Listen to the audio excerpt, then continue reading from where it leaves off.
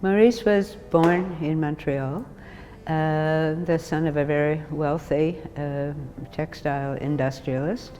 He, like many of his generation, went to Toronto to study law. He graduated, passed the bar exams, and never practiced. He was always interested in painting, and there were paintings from when he was quite young.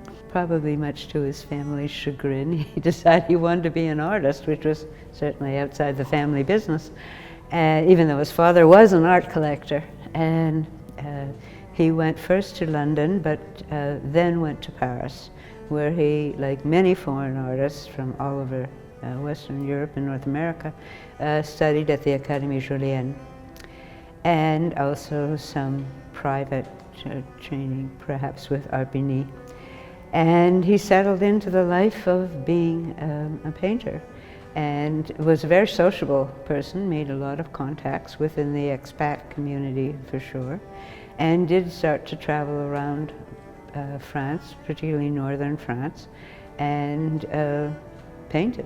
And just painted and painted and painted and painted. Fortunately for him, and in a sense for us, because he had money, he was able to travel, and much of his life was spent traveling. But unusual for any expat from Canada is that he maintained a residence studio in Paris all of his life.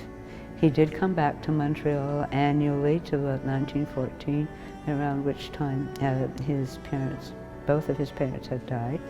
But because of the war in Europe and various other things, he did come back to Canada quite regularly, not as much as previously.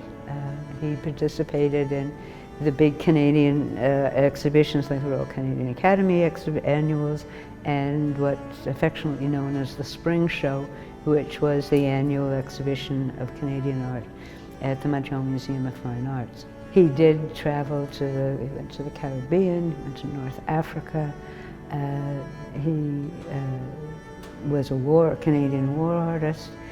And so we have work from him from all over, from various places throughout his life. In fact, he died in Tunis. He was very interested in Morocco and North Africa, etc. People have said, why did he go to Venice? The question really is, well, would have been stranger if he hadn't gone to Venice, because it was the biggest lure for painters. By the end of the 19th century, it had surpassed Rome, for instance, as the one place in Italy that any painter had to go. It seems that his first trip was probably around 1894. Because there's so few documents about his life, we kind of put things together based on scraps of information in his sketchbooks, exhibition histories, etc. And he probably continued to go every other year, and I think sometimes a couple of years in a row, till about 1908. And after that, there's nothing that suggests he was back to Venice. This going as often as he did is not only unusual for Canadian artists, it's very unusual for any foreign artist. Usually went maybe once or twice. Some may have stayed longer, like through the year, most obviously Whistler, who stayed more than a year, but Whistler never went back. The majority of they went once or maybe twice, but Maurice goes back constantly.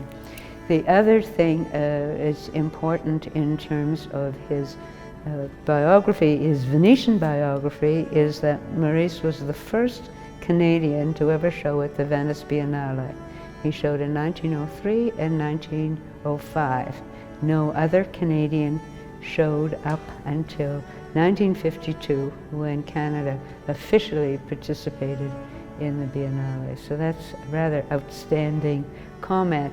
1952 was the first official Canadian representation at the Venice Biennale, even though they showed in the international rooms, which are basically in the same rooms where Maurice himself had shown. So this is quite an interesting accomplishment for a Canadian, and he called himself, always called himself a Canadian. So even though he had maintained a permanent residence in Paris, and later people said, well, is he really Canadian or is he French? It wasn't a question for Maurice. He was a Canadian painter.